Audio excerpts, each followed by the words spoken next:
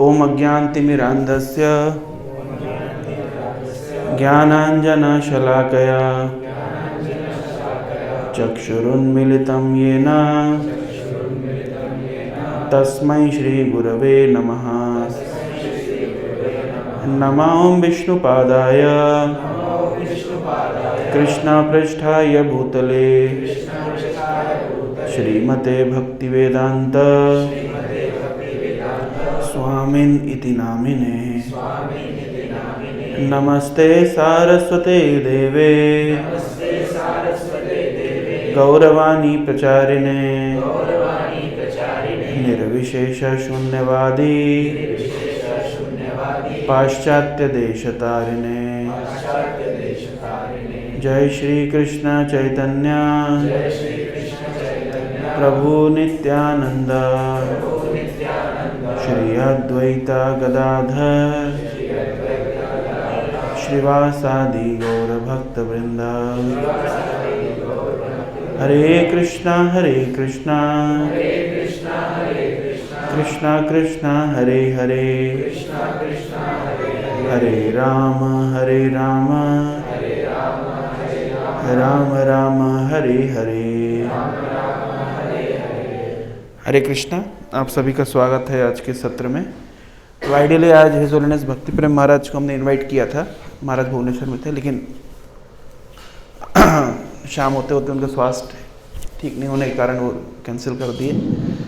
तो कैंसिल करने से अच्छा था कि हम लोग उसको कंटिन्यू करते, इसलिए फिर मैंने आप लोगों को इन्फॉर्म नहीं किया, है ना।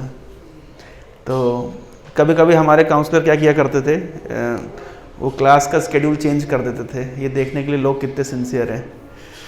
तो होता है ना कभी कभी IIMs वगैरह में होता है, आपके यहाँ होता है कि नहीं होता? कभी रात को क्लास लगा देते हैं, कभी भरी दोपहरिया में क्लास लगा देते हैं। नहीं, ऐसा नहीं होता ना। जनरली बड़े इंस्टीट्यूट्स में तो ऐसा होता है, IIMs वगैरह में रात के 12 बजे आ जाओ क्लास में, वैसे बुला लेते हैं। तो जस्ट देखने के लिए कि व्यक्ति का कितना पैशन है। ऑफ कोर्स वैसा हम लोग नहीं करने वाले हैं, 12 बजे क्लास नहीं करेंगे। तो तो नेक्स्ट 40 मिनट्स हम लोग एक इम्पॉर्टेंट टॉपिक पर डिस्कशन करेंगे और उसके बाद क्वेश्चन आंसर्स, देन प्रसादम। जो टॉपिक है वो बेसिकली एंटायर कृष्णा कॉन्शियसनेस को एक नटशेल में प्रेजेंट कर देगा। दिव्यांश, उनको थोड़ा बोलो ना, हम बात नहीं करें वहाँ पे थोड़ा सा। तो और इम्पॉर्टेंट ये कि आप लोग नोट्स बनाइएगा, एटलीस्ट मोबाइल में इम्पॉर्टेंट पॉइंट्स को नोट करिएगा। मैं इस तरीके से चीज़ें आप लोगों को बताऊंगा ताकि आपको याद हो जाए, है ना। तो बेसिकली एंटायर वैदिक स्क्रिप्चर्स का जो नॉलेज है वो 3 भागों में विभाजित है ना। Entire Vedic knowledge, entire knowledge that is presented in Vedic literature is practically divided into 3 parts, है ना। 3 अप्रोचेज होती है, उसको ऐसे समझ सकते हैं, उसको नोट कर सकते हैं। पहला अप्रोच होता है, उसको कहते हैं संबंध। क्या होता है? संबंध। दूसरा अप्रोच होता है, उसको कहते हैं अभिधेय। और तीसरा होता है प्रयोजन। सुना है आप लोगों ने ये वर्ड्स पहले? ओके, आपने सुना ये वर्ड? कहाँ सुना आपने? Oh, so you heard this terms, amazing. तो संबंध, अभिधेय और प्रयोजन। सुमित, पहले सुना था ये शब्द? पहली बार सुन रहे हो? बहुत सिंपल है इसका मीनिंग, है ना। और ये 3 मीनिंग समझ आने पे आपको सब कुछ समझ आ जाएगा एक्चुअली, प्रैक्टिकली स्पीकिंग, है ना। उत्कर्ष सुना था पहले? कहाँ गया हो? ये सुना था संबंध, अभिधेय, प्रयोजन? पहले इस पर चर्चा हुई कभी? ओके। तो संबंध, अभिधेय, प्रयोजन, ठीक है। अब में से कितने लोग ने वो उस दिन अटेंड किया था आचार्य प्रशांत का सेशन? किसी ने अटेंड नहीं किया? आपने अटेंड किया था, तो आप लोग रेलेवेंस समझ पाएंगे, है ना। और किसी ने अटेंड नहीं किया? कोई इंटरेस्टेड नहीं था? अरे यार, आप लोग धर्म के मार्ग पे नहीं है। एनीवे, आप तो थे ना? You are not there? हाँ, हो। एनीवे, तो संबंध, अभिधेय, प्रयोजन, ये 3 शब्द पे हम चर्चा करने वाले हैं। तो संबंध मतलब होता है, मैं क्यों पूछ रहा हूँ आचार्य प्रशांत के उनके सेशन के बारे में, क्योंकि आप नहीं थे दिव्यांशु, आपको इंटरेस्ट नहीं? अच्छा, नहीं आना चाहिए, कभी कभी फ्लेवर चेंज लेना चाहिए, करना चाहिए। ऑनलाइन है आप पे? ओके। अंकित ने पूरा कोऑर्डिनेट किया, बड़ा मेहनत करके, परिश्रम करके। तो नहीं, ये इम्पोर्टेंट क्यों है, क्योंकि मैं जनरली अपने स्टूडेंट्स को रिकमेंड करता हूँ कि हमें जाना चाहिए डिफरेंट स्पिरिचुअल प्रोग्राम्स में, और डिफरेंट फिलॉसफीज़ को सुनना चाहिए, डिफरेंट ऑर्गेनाइजेशंस को स्टडी करना चाहिए, ताकि कोई हमको ये ना बोल सके कि आप जो कर रहे हैं वो ब्लाइंडली कर रहे हैं, है ना। ऐसा नहीं होना चाहिए कि because your parents are Vaishnav therefore you are a Vaishnav, ऐसा नहीं होना चाहिए। आपको कन्विक्शन अंदर से आना चाहिए, आपको कन्विक्शन स्क्रिप्चरली आना चाहिए, आपको कन्विक्शन लॉजिकली आना चाहिए। इसलिए बेटर है कि अलग अलग ऑर्गेनाइजेशंस में जाएं, उनकी फ़िलॉसफी को थोड़ा सा स्टडी करें, क्वेश्चंस पूछें, है ना। कुछ भी चीज़ सेंटिमेंटल प्लेटफॉर्म पे नहीं करना अच्छा है। सेंटिमेंट्स बुरे नहीं हैं, सेंटिमेंट्स अगर अच्छी जगह लगें, सही जगह लगे हैं तो बहुत अच्छे हैं, लेकिन आज के लॉजिकल और साइंटिफिक दुनिया में लोग इस चीज़ को अप्रिशिएट नहीं करते हैं। तो if you are doing something, उसके पीछे सॉलिड बैकग्राउंड, सॉलिड बेसिस होना चाहिए। क्या लगता है, होना चाहिए कि नहीं होना चाहिए? यू कंफर्टेबल इन हिंदी और डिफिकल्ट? सूर्य आदित्य है ना। सो इसलिए मैं जनरली रिकमेंड करता हूँ स्टूडेंट्स को कि कभी कभी जाना चाहिए और स्टडी करना चाहिए। जनरली क्या होता है, एक और पॉइंट है कि लोगों को लगता है कि जो भी स्पिरिचुअल बोल रहा है सब एक ही बात बोल रहे हैं। ये ऐसी बात हो गई कि रसगुल्ला भी सेम टेस्ट का है, रसमलाई भी सेम टेस्ट की है, हलवा भी सेम टेस्ट का है, बर्फी भी सेम टेस्ट की है ना। तो ऐसा होता है क्या? सबका टेस्ट अलग अलग है। तो जैसे सभी मिठाइयों का टेस्ट अलग अलग है, वैसे सभी फिलॉसफी एक्चुअली अलग अलग है। लेकिन कोई व्यक्ति बोल रहा है हाँ सब तो मिठाई तो है, इसका अर्थ क्या है? उसने चखा नहीं, या फिर उसे स्वाद का पता नहीं, उसे स्वाद का पता नहीं, चखा नहीं, या तो चखने पर भी उसको स्वाद में डिस्क्रिमिनेशन नहीं आता है करना, उसको कुछ भी खिला दो। अच्छा, कौन ऐसा होता है जो कुछ भी खा लेता है? और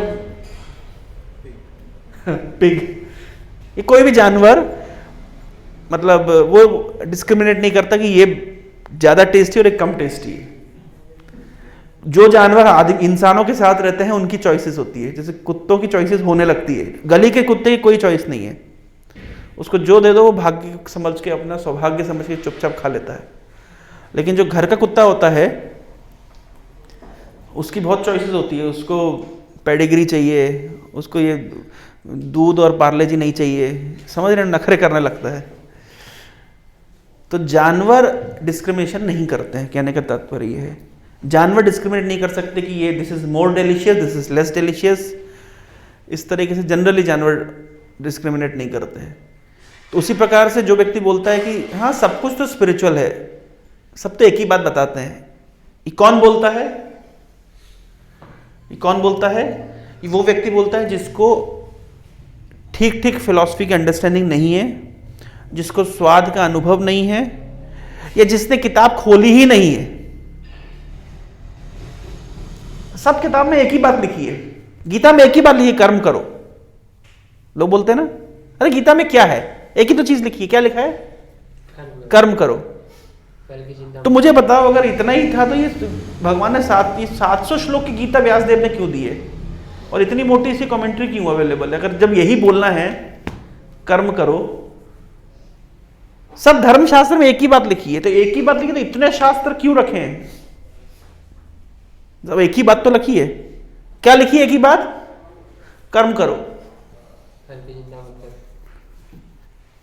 समझ आ रहा है? तो ऐसा नहीं होना चाहिए। और दूसरी बात है, भारत में बहुत समस्या है। भारत में एक बहुत बड़ा चैलेंज ये है कि आजकल तो खैर सब जगह ही चैलेंज है, जो भी व्यक्ति सो कॉल्ड थोड़ा सा स्पिरिचुअली इंक्लाइंड भी है, है ना, वो सेंटिमेंटली ज़्यादा कनेक्ट करना चाहता है, लॉजिकली नहीं. People want to connect sentimentally, not logically, not scientifically, not philosophically. They want to connect sentimentally. हम इसके बहुत खिलाफ हैं. अच्छा, दोनों पार्टी दूसरे को मतलब बम फेंकती है ये कह करके, वो लोग हमारे ऊपर बम फेंकते हैं ये कह करके कि हम लोग सेंटिमेंटल हैं, और हम लोग उनके ऊपर बम फेंक के कहते हैं वो लोग सेंटिमेंटल हैं. नहीं फेंकते हैं. एक व्यक्ति ने प्रश्न पूछा, ठीक है, प्रश्न ये पूछा कि आपके नाइजर के किसी स्टूडेंट ने एक प्रश्न पूछा कि मैं गीता पढ़ता हूँ, कुछ दिन मैं पढ़ता हूँ, उसके बाद में मेरा क्या क्वेश्चन था कि फिर मेरा उत्साह नहीं आता पढ़ने का, है ना.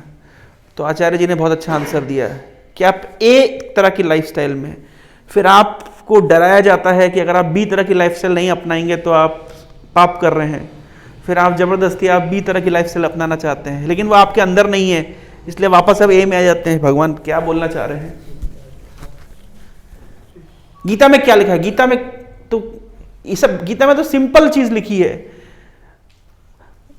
वो तो क्या है, मतलब मैं बड़ा बोला नहीं हूं, मतलब मैं सामने उठ करके 200 लोगों के सामने बोलने की मेरी आदत नहीं है, लेकिन मेरे को ऐसे लिए आइडियली पूछना चाहिए था, आचार्य जी गीता अपन खोल के जरा चर्चा कर लें. गीता में कहीं जाने के लिए नहीं लिखा, कोई स्वर्ग नहीं होता है, कोई परलोक नहीं होता है, जो है सब यहीं पे है, ऐसा गीता में लिखा है, उनका कहना है. मैं कम से कम 100 श्लोक आपको दिखा सकता हूं जो गीता में इस जगत से परे जगत के विषय में, ऊर्ध्वम गच्छन्ति सत्वस्था मध्य तिष्ठन्ति राजसा जगन्य गुण वृत्तिश्चा तो गच्छन्ति तामसा. सत्व गुण में जो स्थित होता है वो ही अटेन्स हायर प्लैनेट्स. मध्य तिष्ठन्ति राजसा, जो रजोगुण में होता है वो मध्य तिष्ठन्ति, वो अर्थली प्लेन पे रहता है. और जगन्य गुण वृत्तिश्चा अधो गच्छन्ति तामसा. देवान देवजो यान्ति मद भक्ता यान्ति माम अपि. भगवान कह रहे हैं जो देवताओं के उपासक होते हैं वो देवताओं के लोकों में जाते हैं, मेरा भक्त मेरे पास आता है. यद गत्वा ना निवर्तन्ते तद धामम परमम मम. भगवान कह रहे हैं कि मेरे धाम में जाने के बाद इस मेटेरियल वर्ल्ड में पुनः नहीं लौटना पड़ता. तो अगर ऐसा खोल के गीता को स्टडी किया जाए तो अगर कोई बुद्धिमान व्यक्ति अगर ईमानदारी से गीता खोल के स्टडी करेगा तो लगेगा कि तो केवल बेवकूफ़ बना रहे हैं, पर दुकान सबकी चल रही है. अब आप बोलेंगे कि क्या यहाँ पे क्या ब्लास्फेम करने के लिए, ब्लास्फेमी सुनाने के लिए हमको बुलाया है? नहीं, लॉजिक सुनाने के लिए बुलाया है. और अगर आपको लगता है ये ब्लास्फेमी है तो give a challenge, let's have a discussion, honest discussion. तो पहले 1 घंटे आचार्य जी बोले कि आत्मा ही सब कुछ है, सेल्फ इज एवरीथिंग. 1 घंटे प्रवचन ये था.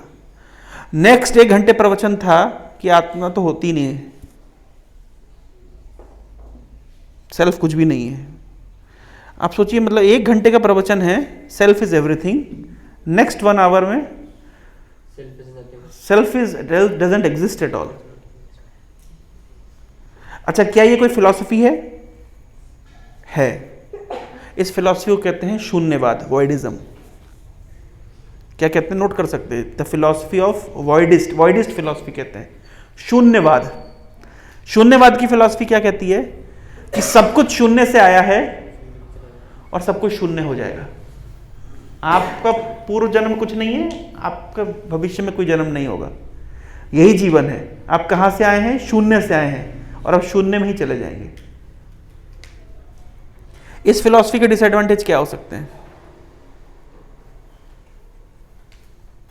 इस फिलॉसफी के डिसएडवांटेज क्या हो सकते हैं? क्या इनएबिलिटी? तो अपने आप में कुछ भी नहीं, जब कुछ है ही नहीं, जब शून्य ही है सब कुछ, एवरीथिंग मल्टीप्लाइड बाय 0 इज 0, तो फिर कुछ करना ही क्यों है? पाप क्यों करना है और पुण्य क्यों करना है? जब अल्टीमेटली नहीं, इसलिए करना है क्योंकि अच्छा लगता है, दिल को अच्छा लगता है. नहीं, मुझे अच्छा नहीं लगता है. ये फिलॉसफी कहलाती है वॉइडिस्ट फिलॉसफी. वॉइडिस्ट फिलॉसफी का अर्थ है कि there is no soul, there is no reincarnation, we have come from nowhere and will get nowhere. It was your parents mistake to bring you here in this world. सुना आप लोगों ने? बहुत प्रचलित फिलॉसफी है ये, Gen Zs के बीच में ये फिलॉसफी बहुत प्रचलित है। Who is the cause of your suffering? What has caused your suffering? Who should be blamed for your suffering? Your parents should be blamed for your suffering. Their enjoyment for one night caused your entire life in suffering. That is voidist philosophy. सुना आप लोगों ने philosophy कभी सुनी है? कहीं पे नहीं सुनी है आप लोगों ने? ये बहुत प्रचलित फिलॉसफी है, आजकल ये प्रचलन में है। I never wanted to come to this miserable world, but my parents brought me without my consent. सुना ही नहीं? ये फिलॉसफी आप लोग नहीं सुन रहे? This is called voidist philosophy. सुना ये फिलॉसफी कहीं पे? एक दो बार कान में पड़ा उससे। अरे आंख खोलोगे तो पड़ेगा, आंख में पड़ेगा, कान में पड़ेगा। नहीं पड़ रहा है तो ये फिलॉसफी दुनिया में सबसे ज्यादा प्रचलित ये फिलॉसफी है। अगर आपको कान में नहीं पड़ रहा है तो मतलब you are not aware, you must be aware. I never wanted to come to this world, इसलिए एक नया मूवमेंट चला है ना, विशेष रूप से फेमिनिस्ट मूवमेंट चला है। Why should we get married? किसी ने यहां पे भी उनसे पूछा, बोले लव इज फ्री, तो क्यों आपको प्रेम को बांधना है? ये ओशो की फिलॉसफी थी, संभोग से समाधि। भाई प्रेम खुला है, जिससे प्रेम करना उससे करो, कोई रेस्ट्रिक्शन में मत बांधो, प्रेम को बंधनों में मत बांधो। ये स्टीरियोटाइप क्यों कि पढ़ाई करनी है, नौकरी करनी है, पैसा कमाना है, फिर शादी करनी है, ये स्टीरियोटाइप्स क्यों? खुल के जियो। ये नहीं सुना आप लोगों ने? फिलॉसफी प्रचलित नहीं है आज की जनरेशन में, बहुत प्रचलित फिलॉसफी है। इस सब फिलॉसफी का रूट कॉज क्या है? वर्डिज्म, कि हम कहीं से नहीं आए हैं, हमें कहीं नहीं जाना है और हमारा कोई गोल, कुछ गोल नहीं है, बस जी रहे हैं, जियो। मरने के बाद फिर कोई जीवन नहीं है। तो वॉइडिज्म एक्चुअली एक बुद्धिस्ट फिलॉसफी है, प्रैक्टिकली बुद्धिस्ट फिलॉसफी है ये वॉइडिज्म। शून्यवाद कहते हैं इसको। और शून्यवाद और नास्तिकवाद में प्रैक्टिकली कोई अंतर नहीं है। सब कुछ शून्य से आया है, नास्तिक कहते हैं सब कुछ बिग बैंग से आया है। और शून्यवाद और नास्तिकवाद को भगवत गीता में आसुरिक फिलॉसफी बताया गया है। अगर आप 16वें अध्याय में देखेंगे, ये चालू करिए ना, शुरू। असत्यम अप्रतिष्ठम ते जगत आहुर अनीश्वरम।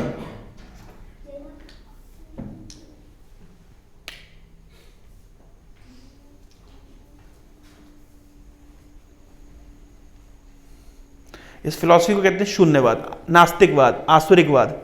असत्यम अप्रतिष्ठम ते जगत आहुर अनीश्वरम।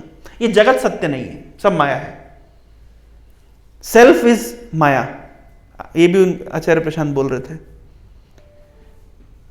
पहले तो 1 घंटा बोले थे कि पहले पहचानो आत्मा क्या है, फिर 1 घंटा बोले कि आत्मा है ही नहीं। जो पहले तो उन्होंने बोलना शुरू किया आत्मा क्या है, तो आत्मा क्या है, तो जैसे मैं खाता हूं, मैं सोता हूं, मैं फील करता हूं, तो यहां पे जो मैं है वो क्या है?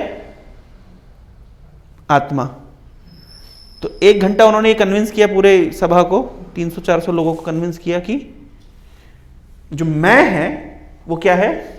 ब्रह्म है, वो आत्मा है, वो आत्म है, वो सेल्फ है। पहले सेल्फ को समझो। फिर 1 घंटे बाद उन्होंने बोलना शुरू किया कि सेल्फ का जो कॉन्सेप्शन है वो माया है। माया जो है ही नहीं। सुन के कैसा लग रहा है? अजीब लग रहा है ना? माया शब्द का अर्थ होता है माया। यह मतलब यह, मा मतलब नहीं। माया जो नहीं है। तो 1 घंटा आप सुनेंगे कि आत्मा ही सब कुछ है, फिर 1 घंटा आप क्या सुनेंगे? जो आत्मा जो कॉन्सेप्शन है वो माया, वो है ही नहीं। तो ऐसा, और नहीं है मतलब असत्यम, उससे कोई अस्तित्व नहीं है, आत्मा नहीं है। ये संसार भी जो है, वो जो दिख रहा है वो कुछ नहीं है, वो एक भ्रम है। This world itself is it's simply an illusion, कुछ भी नहीं है। आईआईटी के जो असाइनमेंट्स हैं वो इल्यूजन है, जो प्लेसमेंट की दौड़ है वो इल्यूजन है, सब कुछ इल्यूजन है, कुछ है ही नहीं। अरावली हिल्स पे जो हो रहा है वो भी इल्यूजन है। एवरीथिंग इज इल्यूजन, कुछ है ही नहीं। सुन के कितना अच्छा लगता है ना, कुछ है ही नहीं।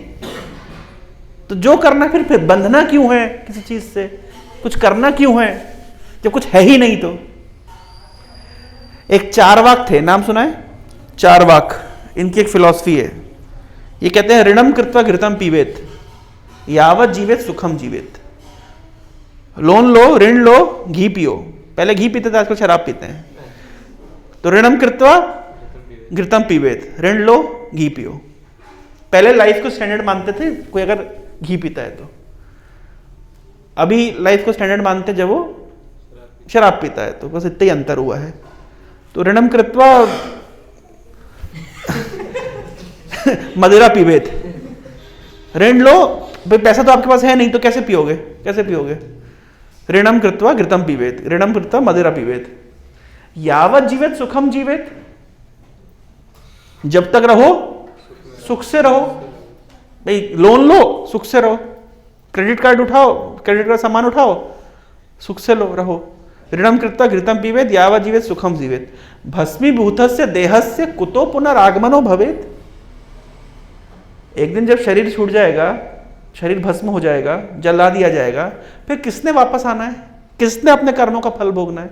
शरीर तो चला ही गया, हम तो है ही नहीं, हम तो होंगे ही नहीं। तो इसको कहते हैं नास्तिकवाद। नास्तिकवाद, बुद्धवाद, वॉइडिज्म, शून्यवाद, ये सब अलग अलग सब्जी के सेम फ्लेवर, मतलब अलग अलग सेम सब्जी का अलग अलग फ्लेवर है, मतलब मोरलेस एक ही चीज है। अब जैसे आलू को चपटा काट लो, आलू को गोल काट लो, वो आलू ही है। अब समझ पा रहे हैं? इसको भगवान कहते हैं कि आसुरिक व्यक्ति क्या सोचता है? असत्यम अप्रतिष्ठम ते जगद आहुर अनीश्वरम।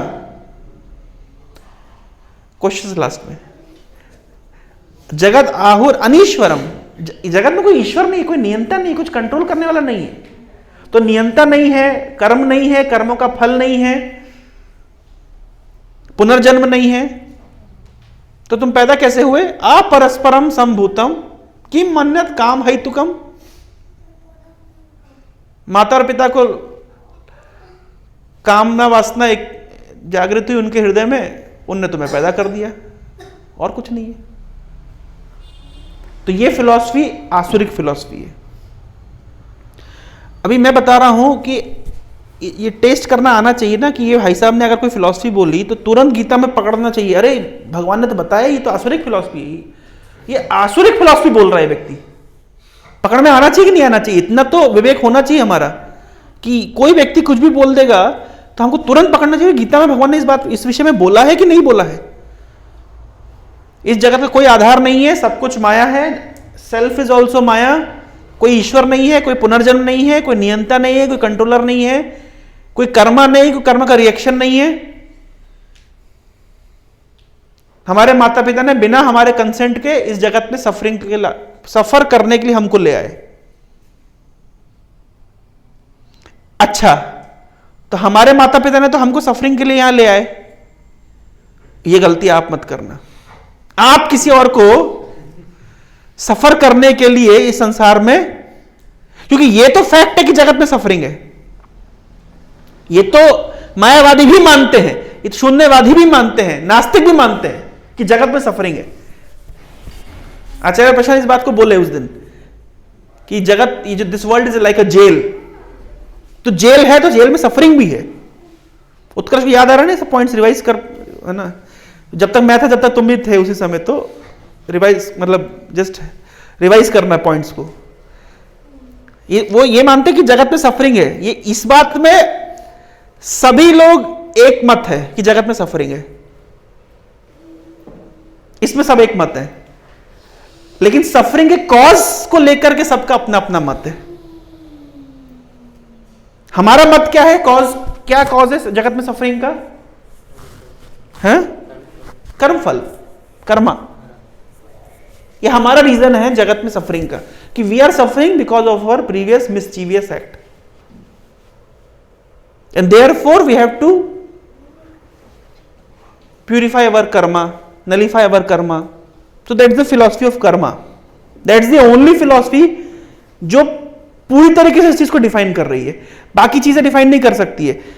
नास्तिकवाद कहता है कि सब व्यक्ति सफर कर रहे हैं. तुम सफर क्यों कर रहे हो? तुम्हारी इसमें कोई गलती नहीं है सफरिंग की. तुम्हारे माता पिता तुमको सफरिंग करने के लिए जगत में लेके आए. तुम मत किसी को जगत में सफर करने के लिए लेके आना. इसका मतलब तुम क्या करना? ऐसे ही मर जाए, सफरिंग खत्म, कोई आएगा भी क्या करना? विवाह ना करना, बच्चे ना करना. हाँ, अगर विवाह करो भी, विवाह तो करो ही मत. पहले तो विवाह में बंधना क्यों है? You can have sex but you should not bring children. और कोई गलती से आने भी लगा हो तो अबॉर्शन. उसको अबॉर्ट कर दो. क्योंकि अगर वो जगत में आ जाएगा तो वो दुख पाएगा जैसे तुम दुख पा रहे हो. तो उसके कंसेंट के बिना तुम उसको क्यों जीवन में लेकर के आ रहे हो? उसके कंसर्न के बिना आप उसे मार क्यों रहे हो? अबॉर्शन में. हाँ? नहीं, उनका कहना यह है कि जो देखिए 52 वीक्स में लाइफ मतलब कॉन्शियसनेस डेवलप नहीं हुआ होता है. That is their philosophy. 52 weeks में पैदा होता है. कितने तो उनका लीगल में तो लिखा गया है, जो लॉ है देख लो कितने लॉ में, हर देश का अपना अपना है. 40 the gestation period is 36 to 38 weeks. अरे तो चलो 10 वीक में मार दो, 15 वीक में मार दो, तब तक कॉन्शियसनेस नहीं आई. अब आप समझ लो यार, मतलब I don't know, see I am not an expert. I am not an expert in field of abortions. So they say that X amount of time you can kill an embryo because the consciousness has not yet developed. What is that X? And that is legal. Nobody will. It is not a crime. But Shastra says ऐसा नहीं होता. शास्त्र कहते हैं the moment the egg is fertilized by this sperm, what does it mean? That soul has already entered. The consciousness is there. So at any moment you are doing abortion, it's sinful. That is version of the Vedic literature. That is the version that we have. Their version is till X amount of X weeks, the consciousness has not yet developed, and therefore you may kill. You must kill. Why you must kill? वो आएगा सफर करेगा. वो आएगा तो सफर करेगा. उसके consent के बिना आप उसको इस संसार में क्यों लेकर के आ रहे हैं? जैसे आपके माता पिता आपके कंसेंट के बिना आपको इस संसार में लेके आए, और कितना कष्ट मिल रहा है. नहीं मिल रहा कष्ट? शक्ल बता रही कितना कष्ट में व्यक्ति. अब समझ रहे? That is called, which philosophy is this? शून्यवाद. Islamic philosophy is partially शून्यवाद.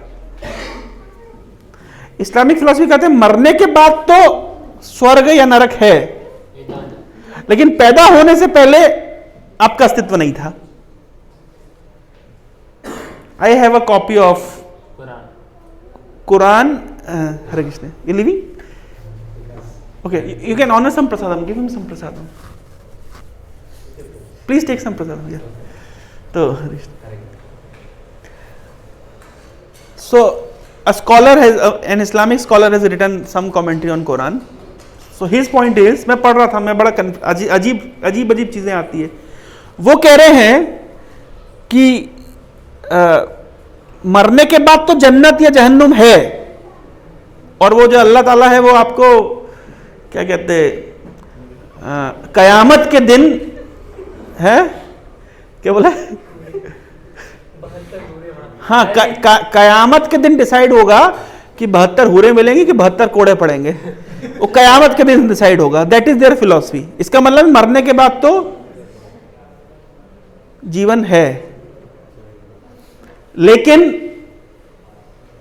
पैदा कैसे हुए? तो वही, your birth in this world is your parents mistake, because you are not existing before. So this is partial शून्यवाद. नहीं, अजीब नहीं लगती कुछ कुछ फिलॉसफी? का मतलब है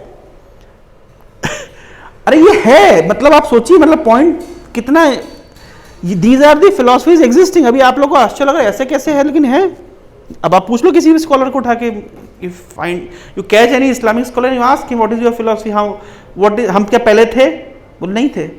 हम अस्तित्व में कब आए? तो हम अस्तित्व में जब आए जब माता और पिता का समागम हुआ, उससे पहले हम नहीं थे।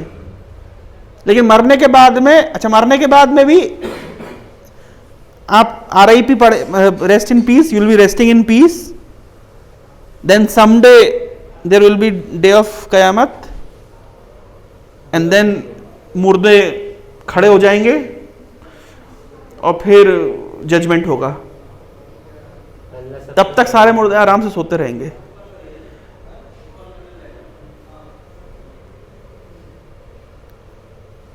I found a person with beard.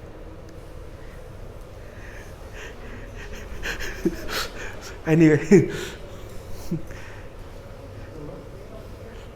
मैं इस्लामिक फिलोसफी बोल रहा था, I found a person with beard. Anyway, most welcome. चले गए वो। नहीं, see, we are not against any person kind. We are simply discussing the philosophy. Don't think in any way like, मतलब समझ रहे ना हम, we are not क्या बोलते उसको, नहीं क्या बोलते उसको, अरे नहीं, सांप्रदायिक, we are not सांप्रदायिक, we are respecting everyone, we respect everyone's religion, we are discussing philosophy. Okay. तो फिलॉसफी में ये पॉइंट है कि so this is very incomplete understanding. अगर क्वेश्चन पूछे why there is suffering in this world, why somebody is rich, why somebody is poor, why somebody has got has got good opportunities, why somebody is not getting good opportunities, तो इसका answer कुछ नहीं है, ये random है, by chance. तो again इसमें भी डिफाइन नहीं हो रहा है, क्यों by chance? If that means God is simply, वो भगवान क्या कर रहे हैं बैठ करके जो ऊपर वो ऐसे हर एक की भाग्य कैसे लिख रहे हैं, वो डाइस फेंक के लिख रहे हैं, है ना, डाइस फेंक करके सबका भाग्य लिख रहे हैं, तुम्हारे भाग्य में ये आएगा, तुम्हारे भाग्य में आएगा, तुम्हारे भाग्य में आएगा, तुम्हारे भाग्य में, यही आंसर हो ना इसका। और इसमें बड़ी एक समस्या है कि अगर आपकी बॉडी प्रिजर्व है, RIP, if you resting in peace, then somebody कयामत के दिन आपको उठा करके आपका फैसला होगा।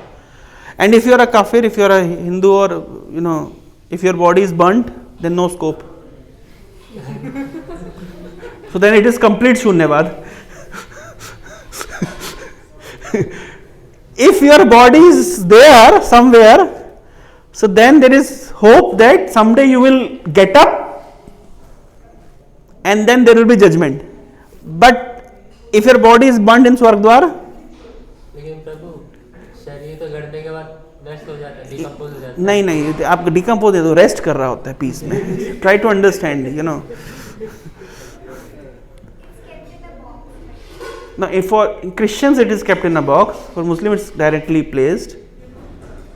And there is a very big problem in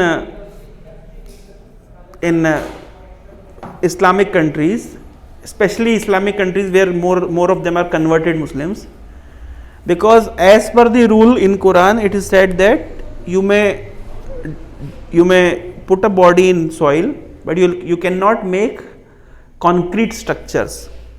That is forbidden. So if you go to any Arabic countries, even if it is some king's body, it will be kept without any concrete structure. But the problem starts when no it doesn't smell bad. धरती पे गाड़ देते उसमें क्या smell bad है। Problem आती है converted people के साथ। वो कहते हैं कि मरने के बाद भी हम अपनी जगह को कॉन्क्रीट करके रखेंगे, मतलब जीते जी तो हम आपकी सत्ता हथियाना चाहते हैं, आपकी जमीन हथियाना चाहते हैं, मरने का भी छोड़ना नहीं चाहते। तो उसका समाधान क्या है? उसका समाधान है कि हम मरेंगे तो मरेंगे, साथ में उतनी जगह पे कंक्रीट का स्ट्रक्चर बना के मरेंगे। अच्छा, कंक्रीट का स्ट्रक्चर आप बनाए भाई। फॉर हिंदूज शमशान कितना बड़ा होता है? इतना बड़ा थोड़ी होता है। शमशान कितना बड़ा होता है? शमशान घाट कितना, शमशान देखा है कोई? शमशान गया है कोई? कितना बड़ा होता है? हार्डली शमशान मतलब कितना, 5000 स्क्वायर फीट में 10,000 स्क्वायर फीट में शमशान बन जाता है, छोटा सा। इधर का जो शमशान घाट है वो तो आपको 5 स्टार होटल से कम नहीं दिखेगा। कभी गए जटनी का शमशान देख के आइए, कोई आपको देखेगा ना बाहर से, कोई पूछेगा, मेरे को लेके गए हमारे एक प्रभु, बोले ये क्या है सामने, रिसोर्ट दिख रहा है, बोले शमशान है। इतना सुंदर चमकता हुआ बनाया है, बाहर से देखा ऐसा लग रहा है रिसोर्ट है। अभी कल सब जाएंगे मॉर्निंग वॉक करते हुए रिसोर्ट जैसा लगता है, रिसोर्ट जैसा, भूतों के लिए रिसोर्ट जैसा लगता है ना, तो चमकता हुआ। तो यू सी शमशान जो है उसमें छोटी सी फैसिलिटी में, क्योंकि आप बहुत सारे शरीर उसमें जलाते जा रहे, you have a system. But कब्रिस्तान में समस्या क्या है? अच्छा, कब्रिस्तान में अगर ये सिस्टम ना हो, कौन सा सिस्टम, कंक्रीट का सिस्टम ना हो, तो कब्रिस्तान एक बड़ा सा कब्रिस्तान होगा, बॉडी डिकम्पोज होगी, नेक्स्ट बॉडी आएगी, डिकम्पोज होगी, नेक्स्ट बॉडी आएगी। लेकिन समस्या तब शुरू होती है जब आप कंक्रीट स्ट्रक्चर बनाते हैं, और उसमें क्या होता है, कंक्रीट स्ट्रक्चर जब आप बनाते हैं तो फिर आप डिकम्पोज होकर के कंक्रीट टूटने तो 100 साल लग जाएंगे। तो कब्रिस्तानों की जो जगह है वो बढ़ती जाती है। और इस्लामिक कंट्रीज में, विशेष रूप से पाकिस्तान में, ये बहुत बड़ा प्रॉब्लम है, क्योंकि शहर के शहर अभी कब्रिस्तान बन रहे हैं। नहीं बनेंगे भाई, आदमी तो मरेगा ना, जन्म मृत्यु जरा व्याधि तो कॉमन है। जिस जातस्य ही ध्रुव मृत्यु ध्रुवम जन्म मृत्यु, जिसने जन्म लिया उसकी मृत्यु होगी। अब जो मरेगा उसकी कब्रिस्तान में कब्र बनेगी, जगह कम पड़ेगा, और कब्र बने और कंक्रीट ही कब्र बनेगी, तो फिर तो आप उसमें रीयूजेबल नहीं है वो।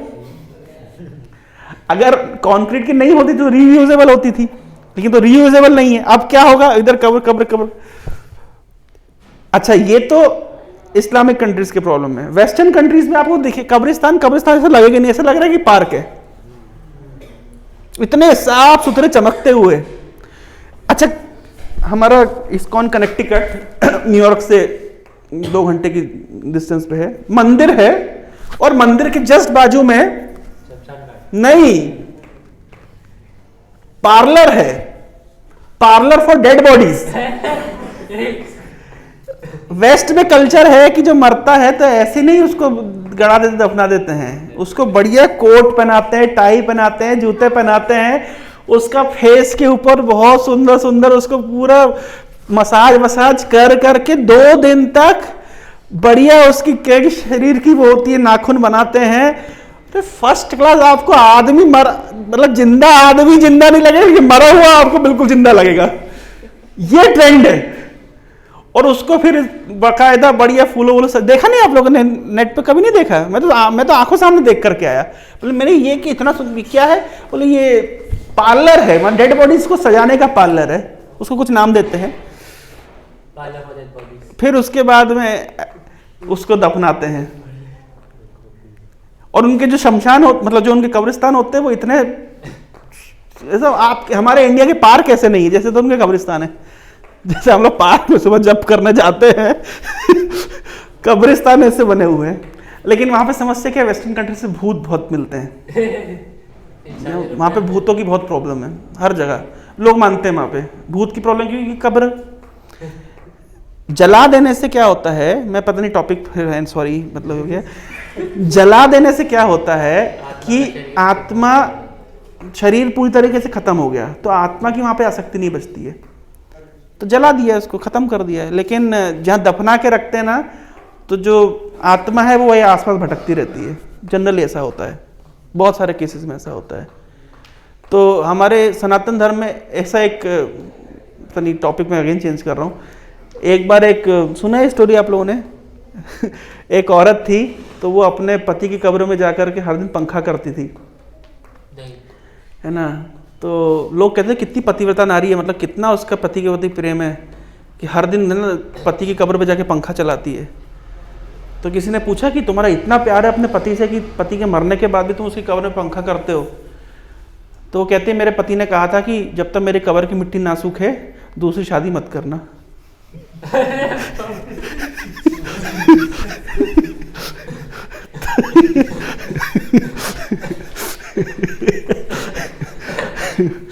एनीवे, तो पॉइंट पता नहीं कहाँ से कहाँ पहुँच गए हम लोग।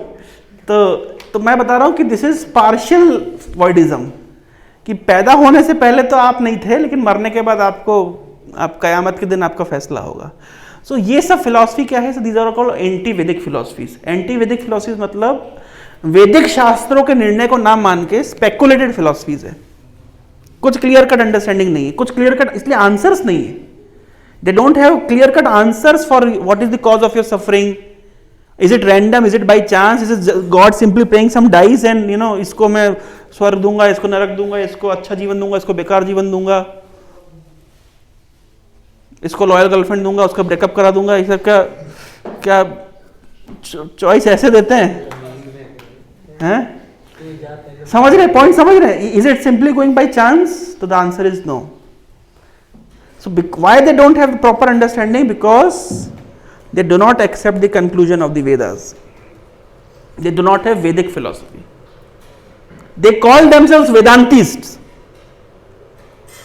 वो अपने आप को वेदांती कहते हैं कि वेद के अंत को जानते हैं, मतलब वेद को सब कुछ जानते हैं, राइट लेफ्ट सेंटर जानते हैं, लेकिन प्रैक्टिकली स्पीकिंग कुछ नहीं जानते हैं. They are all simply speculator. Speculator मतलब क्या होता है? जो आज एक बात बोलेगा कल दूसरी बात बोलेगा, 1 घंटे पहले एक बात बोलेगा, 1 घंटे बाद अपनी बात को काट देगा. इसको कहते हैं speculator. So we find most of the so called spiritualist, spiritual speakers, they are all speculators. Why they are speculators? Because वो मन के रथ पे सवार होकर के घूमते हैं. मनोरथेन अस्ति धावतो बहि.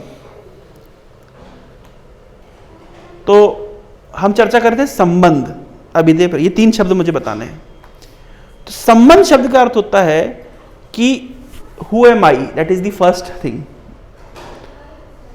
Who am I, from where I have कम.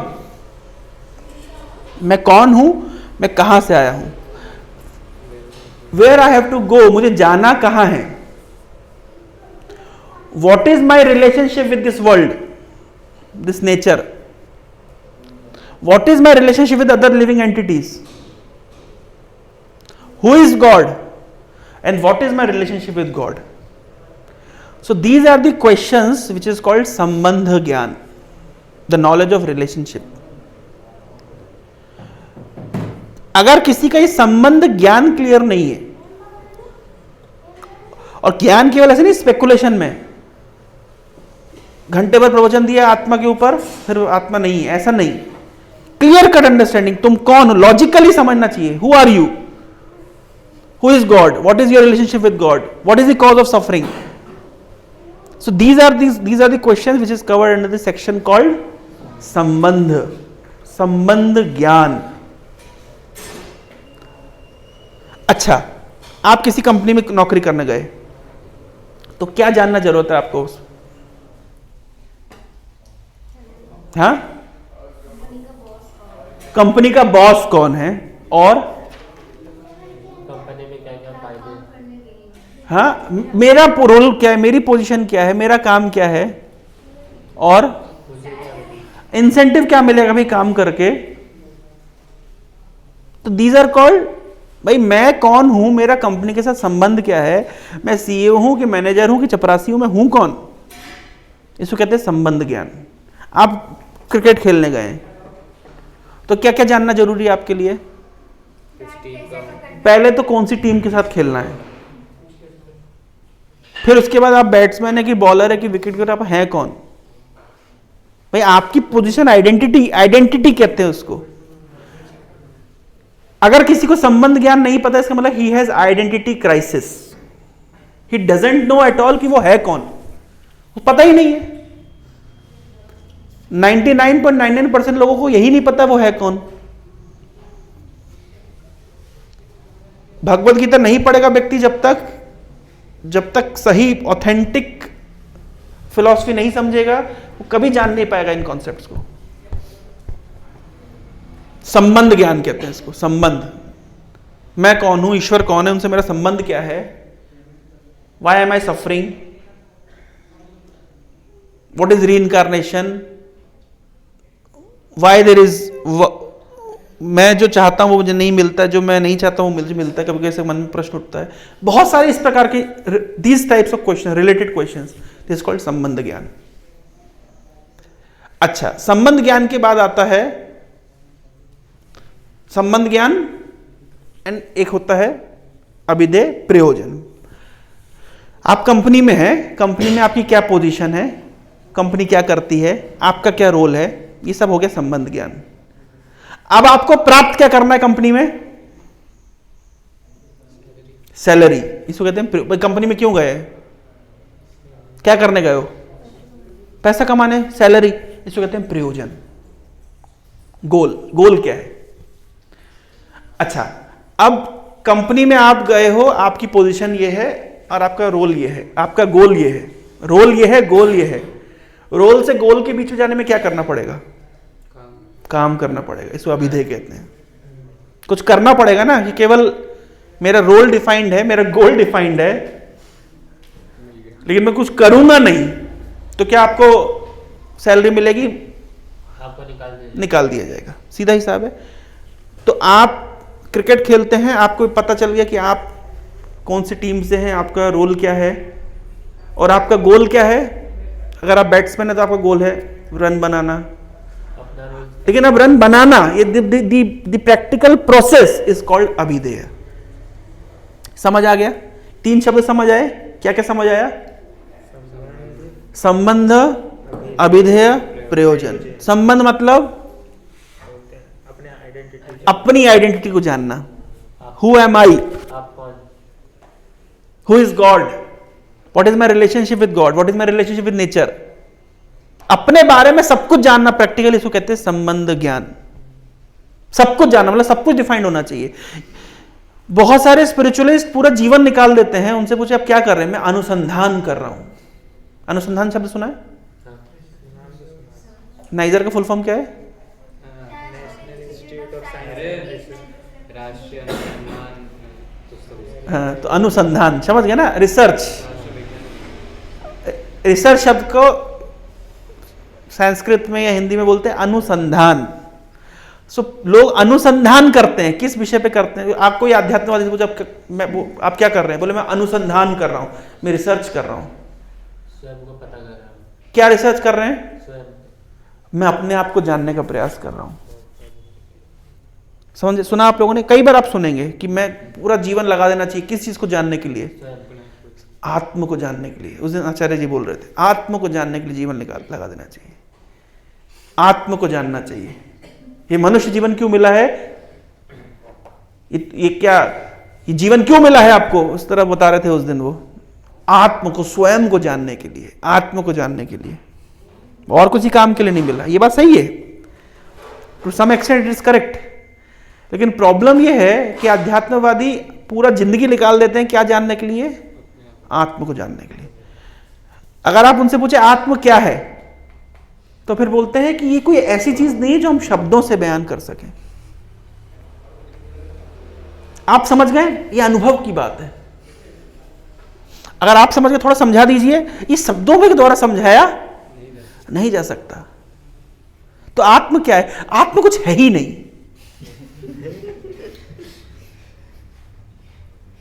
लेकिन मैं आपको बता दूं कि आत्म ही सब कुछ है।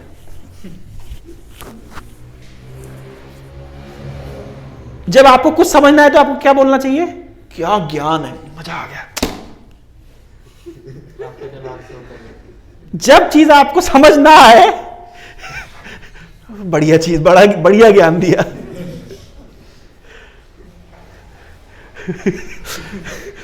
पूरा जीवन लगा देना जी क्या करने के लिए? आत्म को जानने के लिए। आप जान गए? जान गए। समझाइए। ये शब्दों के द्वारा समझाया नहीं जा सकता। आत्म क्या होता है? यह अनुभव है। खुद एक बार बोलो, आत्म होता ही नहीं है। कुछ समझ आया? तुम फंसे हुए इसलिए तुम्हें समझ नहीं आ रहा, तो बाहर निकलो।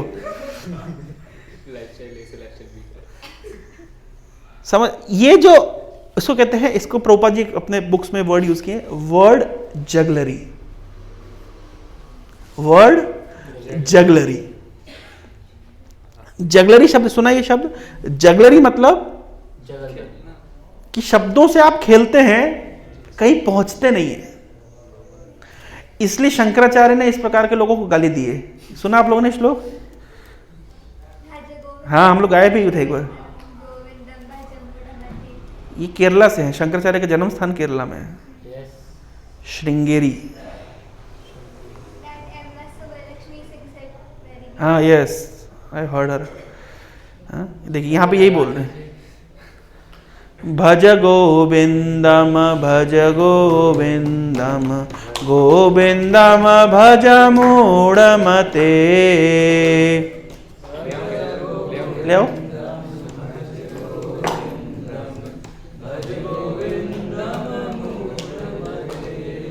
भज गोविंदम भज गोविंदम गोविंदम भज मूढ़मते।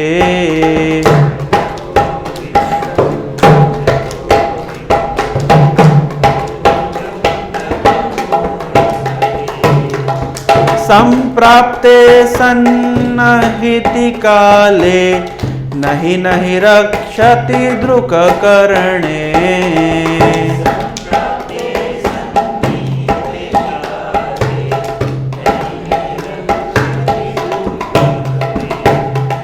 संप्राप्ते सन्निहिति काले नहि नहि रक्षति द्रुककर्णे।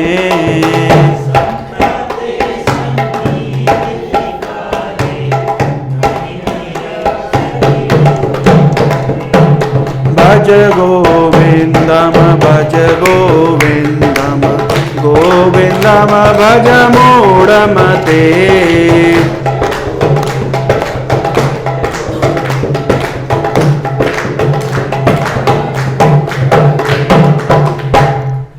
तो ये शंकराचार्य बोल रहे हैं कि भाई गोविंद का भजन करो, हरे कृष्णा जपो। क्यों? मरने के समय ये वर्ड जगलेरी काम नहीं आएगी। तो Shankaracharya is giving clear cut instructions कि मरने के समय आपको ये वर्ड जगलरी काम नहीं आने वाली है, कि बहुत अच्छे अच्छे प्रवचन काम नहीं आने वाले हैं। So you have to have some solid basis, solid grounds की भाई। तो वैदिक लिटरेचर में क्लियर बताया गया है संबंध मतलब हम आत्मा है। That is the first lesson. जो आध्यात्मवादी पूरा जीवन निकाल देते हैं ये अनुसंधान करने में कि मैं कौन हूं, अगर भगवत गीता उठा के आप देखेंगे तो कृष्ण ने पहला इंस्ट्रक्शन ये दिया है कि आप कौन है। The first instruction that Krishna is imparting is you are not this body, your soul. Finished, खत्म। जिस चीज को अनुसंधान करने के लिए, रिसर्च करने के लिए पूरा जीवन लगा रहे अध्यात्मवादी, भगवत गीता खोल के देखिए, पहले आंसर, पहले कृष्ण ये आंसर लेसन सिखा रहे अर्जुन को। कितना ईजी हो जाता है।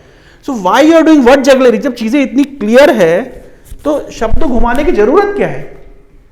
प्रॉब्लम ये कि वो नहीं मानेंगे, they will not accept it because they are आसुरिक। माया प्रतः ज्ञान आसुरम भावम आश्रिता नमाम दुष्कृतिनो मूढ़ा प्रपद्यन्ते नराधमा माया अप्रतः ज्ञान आसुरम भावम आश्रिता। भगवत गीता में भगवान कह रहे हैं कि जिनका ज्ञान माया के द्वारा हर लिया गया है, जो आसुरिक भाव के लोग हैं, वो मेरी शरण नहीं लेते। कृष्ण चिल्ला चिल्ला के डायरेक्टली कह रहे हैं गीता में कि तुम शरीर नहीं, तुम आत्मा हो।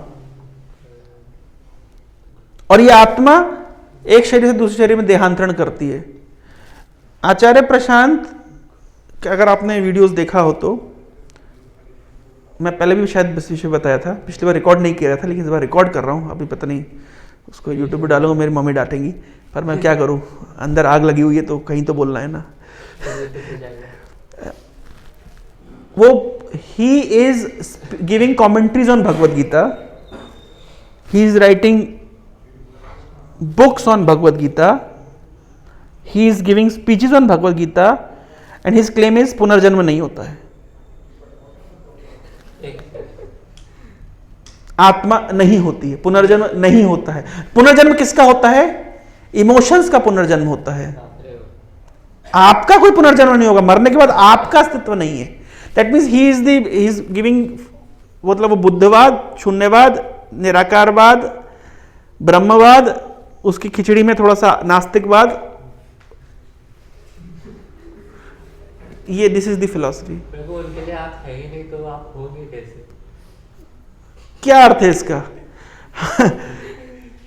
अब समझ रहे हैं, दिस इज कॉल्ड ऑल खिचड़ी। जब आप, क्यों ऐसा खिचड़ी, अभी प्रश्न उठेगा, जब आप किसी प्रामाणिक स्रोत से, प्रामाणिक परंपरा से प्रामाणिक ज्ञान नहीं प्राप्त करते हैं तो आप केवल ऐसी खिचड़ी बनाते हैं। और लोग किस चीज को एडोर करते हैं, जब चीज आपको समझ ना आए तो समझना चाहिए कि वो बहुत क्या ज्ञान दिया है। कभी कभी आप लोग के प्रोफेसर लोग भी ऐसा कुछ बताते होंगे जो आप लोग को समझ नहीं आता होगा, लगता है कि क्या बता रहे, पर ये अच्छे टीचर का लक्षण नहीं है। अच्छा टीचर वो होता है जो चीजों को, कॉम्प्लिकेटेड चीजों को सिंपल बनाए, वो अच्छा टीचर है।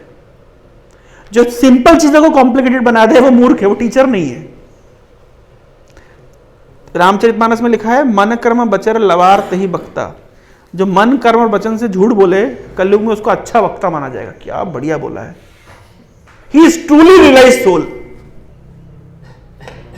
The truly realised soul is saying soul doesn't exist at all.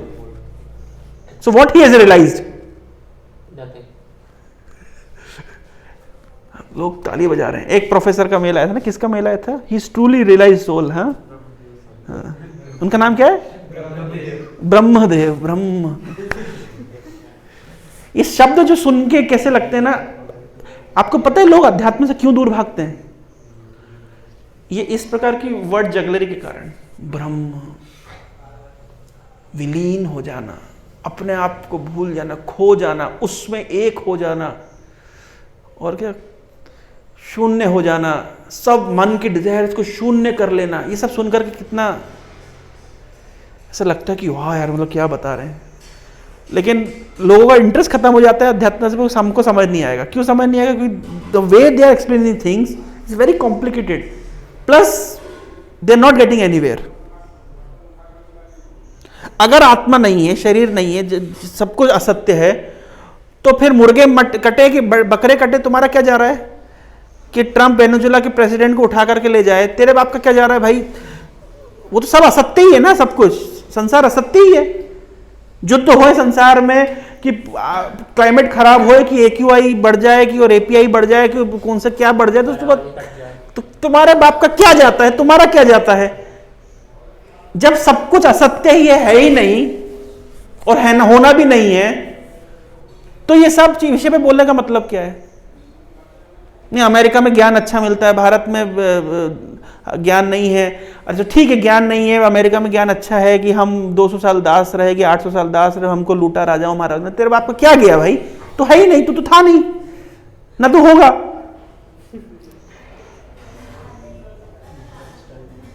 अच्छा काम क्यों करना है? क्योंकि दिल को अच्छा लगता है, बस। नहीं लगता मुझे अच्छा। संबंध ज्ञान का अर्थ समझ रहे हैं आप लोग? इन चीजों में क्लैरिटी भगवान कृष्ण गीता में क्लियर बोल रहे हैं। तुम कौन हो? You are not this body, you are soul. Soul means by the flow of karma, by your karmic reaction you have got certain kind of body. You are not Hindu, you are not Muslim, you are not Christian, you are not Sikh, you are not Jewish. Your real identity is your spirit soul. Why you are suffering in this world? The resultant suffering, the suffering and happiness in this world is nothing but the resultant action of a karma. Certain karma that we have done previously in previous births, certain karma that we are continuing in this world, in this life. We are conditioned by the modes of material nature, and depending upon our karma will get another body. These are the clear cut instruction. संबंध ज्ञान किसको कहते हैं? भगवत गीता के अगर दूसरे अध्याय को आप खोल के देखेंगे तो भगवान ने 20-25 श्लोकों में पूरा ये साइंस ऑफ सोल समझा दिया है। सांख्य 2nd चैप्टर में इसको कहते हैं संबंध ज्ञान। अच्छा, संबंध ज्ञान में एक और संबंध ये है, एक और अंडरस्टैंडिंग ये है कि we are prisoners in this material world. ये बात तो जैसे कि मैंने कहा कि सभी फिलोसफर्स मानते हैं। आप मानते कि नहीं मानते? कभी आपको अनुभव हुआ है कि हम जेल में हैं?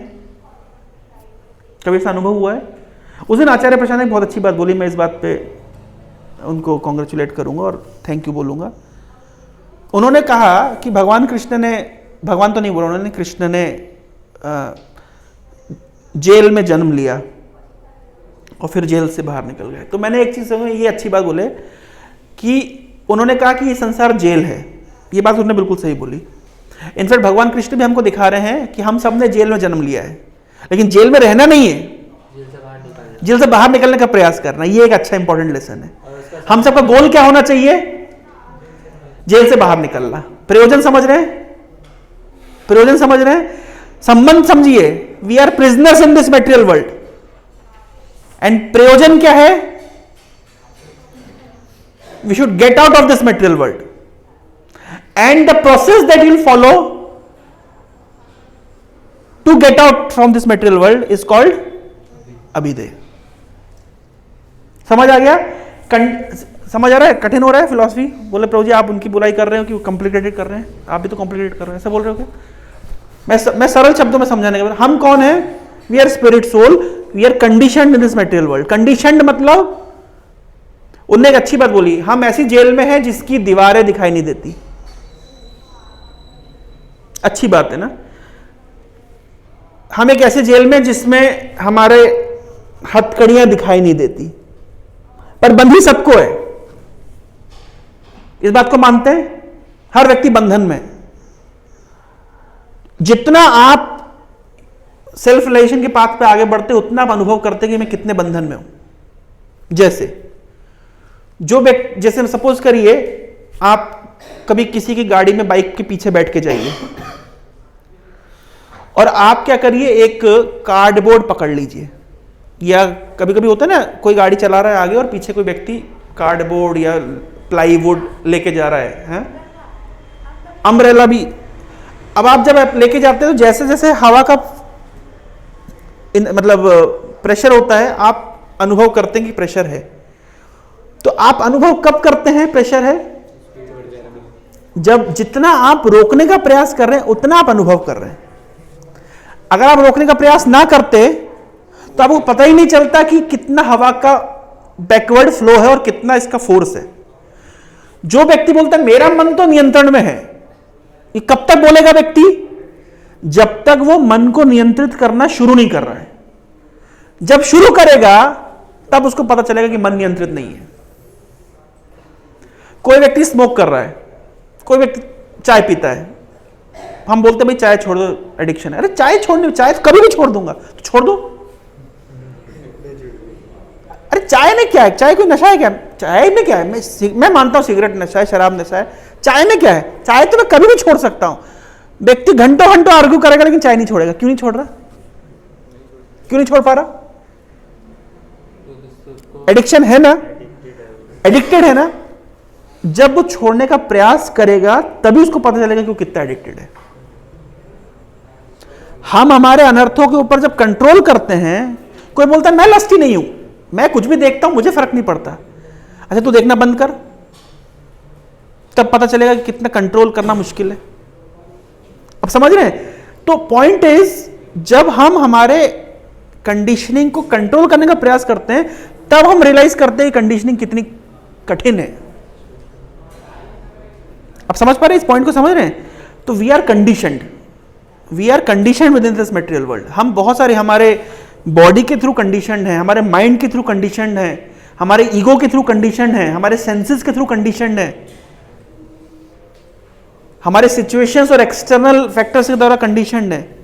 कोई अगर ये बोल रहा है कि मैं फ्री हूं तो वो मूर्ख है, वो समझ ही नहीं रहा कि कंडीशन किसको कहते हैं, कंडीशनिंग किसको कहते हैं। हमारी कंडीशनिंग फिजिकल ग्राउंड में दिखाई नहीं दे रही है, हमें ग्रॉसली चेन से नहीं बांधा गया है, लेकिन प्रकृति क्रियमाणानि गुणैः कर्माणि सर्वशः, हमें प्रकृति के गुणों के द्वारा बांधा गया है।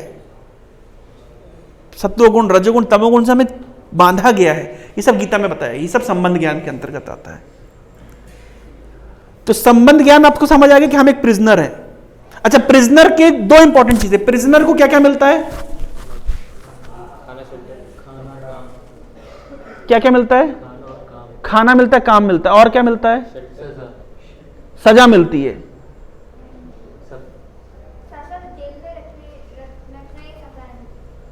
जेल में रखने से तो अरे बहुत सारे पॉलिटिकल प्रिजनर होते हैं, बड़े बड़े बाबा जी लोग प्रिजनर बन के जाते हैं, बढ़िया जेल में मजे करते हैं। जेल में रहना प्रिजन है, जेल में रहना दुख है, लेकिन जेल के अंदर भी दुख मिलता है। पहले तो जेल के अंदर अगर कोई जाता है तो उसको एक जेल की ड्रेस मिलती है, तो जैसे ही हम मेटल वर्ल्ड में आते हैं हमें मेटल बॉडी मिलती है, और material body itself is a cause of lots of pain. सर्दी में बहुत ठंड लगती है, गर्मी में बहुत गर्मी लगती है, सर्दी में रात कैसे रहेगी, कोई रुक नहीं पाएगा। हैं? क्या हो गया भाई रवि, तुमको इमोशनल हो गया रवि, कंडीशन हो गया है। पॉइंट समझ रहे? We are condition by the body, we are condition by the mind, because jail के अंदर जाते ही सबसे पहले हमें क्या मिलता है? जेल का सूट मिलता है।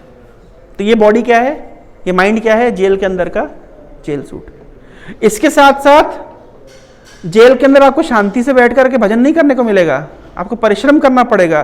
That means that is called, material world को बोलते हैं survival for the fittest, struggle for existence. ये फ्रेज सुने ना आपने, स्ट्रगल फॉर एग्जिस्टेंस। कोई है यहाँ पे जो बोल रहा है अभी आप लोग आईआईटी में आए, नाइजर में आए, तक स्ट्रगल करके आए कि अपने आप किसी ने आके छोड़ के चला गया कोई आपको? कैसे आए? कि कॉम्पिटिटिवनेस होती है, आपको लोगों को पीछे छोड़ना होता है। बचपन में मैं गया था national park, Kanha national park, मेरे सामने एक शेर ने हिरण का शिकार किया, पूरा दौड़ करके आके उसको पूरा दबोच करके एक ही बार में पूरा तोड़ के उसको खून से चीर दिया। मैं रोने लगा। मेरी मम्मी समझा रही, नहीं ये नेचर में ऐसा ही होता है, भगवान के द्वारा बनाया गया। मैंने कहा कितना क्रूर है ये, दुष्ट है, कैसे बेचारे को मार दिया? बोले उसका भोजन है। मैं जिंदगी में पहली बार देखा कि कैसे लाइव अपनी आंखों के सामने शिकार होते हुए। Struggle for existence. अच्छा, वो शेर जो आज हिरण को मार के खाया है, बुढ़ापे में क्या उसको कोई जाकर के भोजन कराएगा? शेर बुढ़ापे में कैसे मरता है अगर आप यूट्यूब में देखें, भूख से और मर जाता है। और शेर मतलब क्या कहते हैं, ऐसा नहीं है कि मतलब उसका भी सेल्फ ईगो होता है। ये नहीं कि कोई मार के लाया तो खाएगा उसको, शेर खुद का ही मार के खाता है, भले ही भूख से मर जाएगा, लेकिन ये नहीं कि कोई वो जयकाल मार के लाया तो शेर उसमें से आके खा लेगा। जैसे हमारे इस्कॉन में ऐसा होता है कि इनको अगर प्रसाद रख दिया तो गायब वो कर देंगे हम प्रसाद। किसी को रसमलाई रसगुल्ला मिला, उसने अपने लॉकर में आया, शाम तक आया गायब। ये तो इस्कॉन में ट्रेंडिंग है, लेकिन शेर ऐसा नहीं करता। शेर ऐसा नहीं करता। शेर जो है वो अपना ही मार के खाता है, नहीं तो नहीं खाएगा। स्वाभिमान है शेर का, जंगल का राजा है भाई, इतने साल शासन किया है, भूख से मर जाएगा। लेकिन कंडीशन देखो आप, वो हिरण कंडीशन है, वो शेर भी कंडीशन है, हर जीव कंडीशन है। यहाँ पे कोई अगर बोल रहा है मैं कंडीशन नहीं है तो मूर्ख है वो। हर व्यक्ति कंडीशन है, बॉडीली कंडीशन है, मेंटली कंडीशन है। सरकार हमें कंडीशन करके रखती है, सरकार भी कंडीशन है। तो the point is everybody in this material world are prisoners. ये तो समझ आता है। तो प्रिजन से निकलना ये क्या है? प्रयोजन। प्रयोजन, गोल क्या है? अगर आप प्रिजनर है तो गोल क्या है? निकलना। लेकिन ये गोल दो लेवल पे, लोअर लेवल का गोल, हायर लेवल का गोल। लोअर लेवल का गोल होता है प्रिजन से बाहर निकलना, वापस भी नहीं आना। और हायर लेवल ऑफ गोल होता है कि प्रिजन से बाहर निकल करके जो अब क्या करना है, नेक्स्ट क्या करना है। तो मुझे मैं प्रिजन में गया क्यों?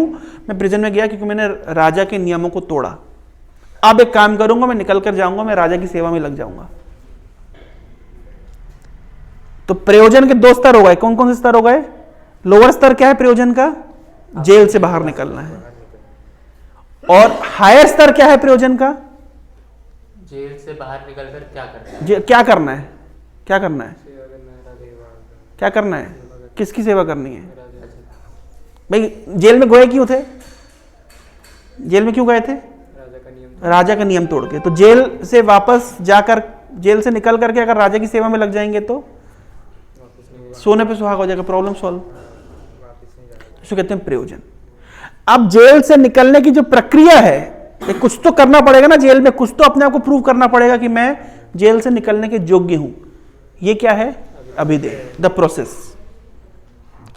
गोल and means. Goal is to come out of the jail and engage ourselves in the service of the king. That is the प्रयोजन। But how to do it? The process is called अभिधेय। तो वैदिक literature में पूरा crystal clear defined है संबंध। High मैं हूं कौन, कहां से आया हूं, यहां कैसे फंस गया हूं, गोल क्या है, ये सब पता चल गया।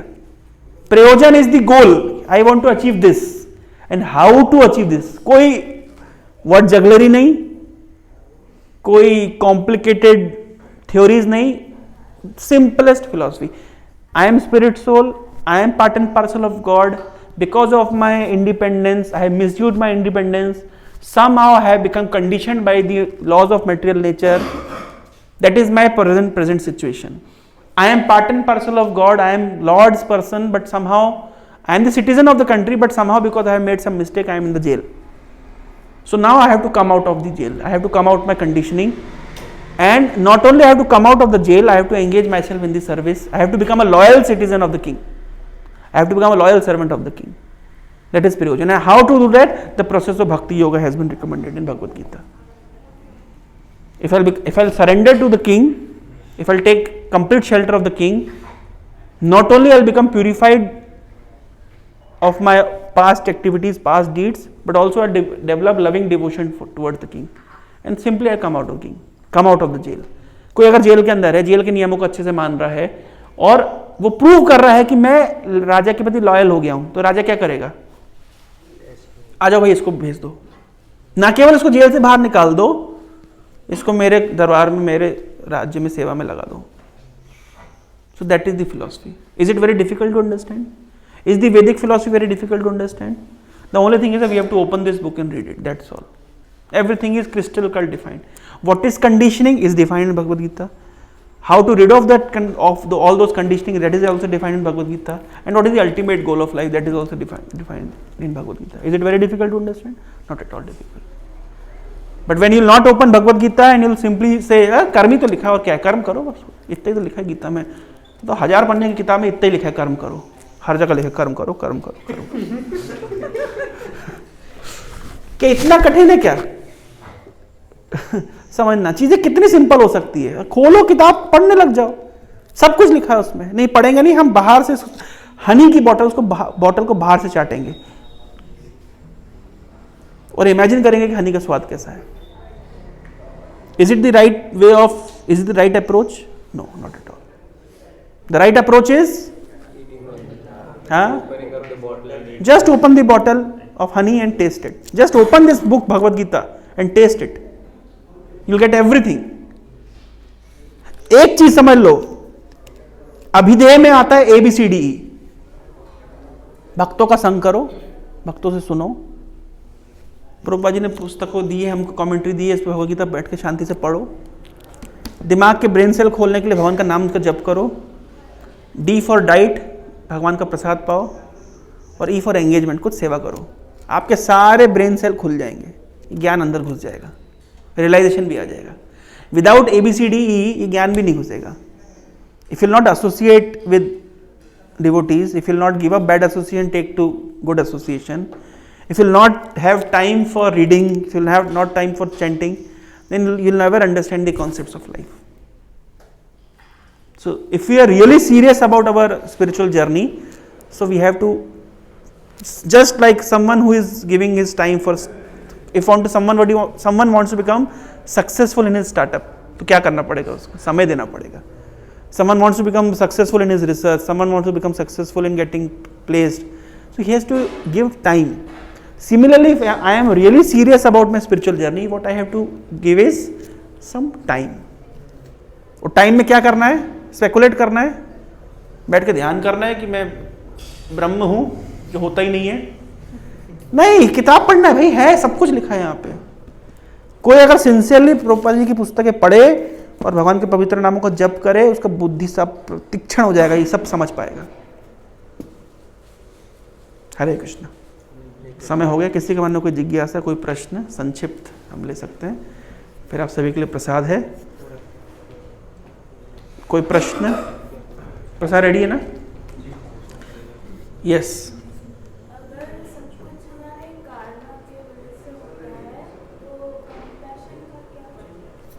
Passion, compassion.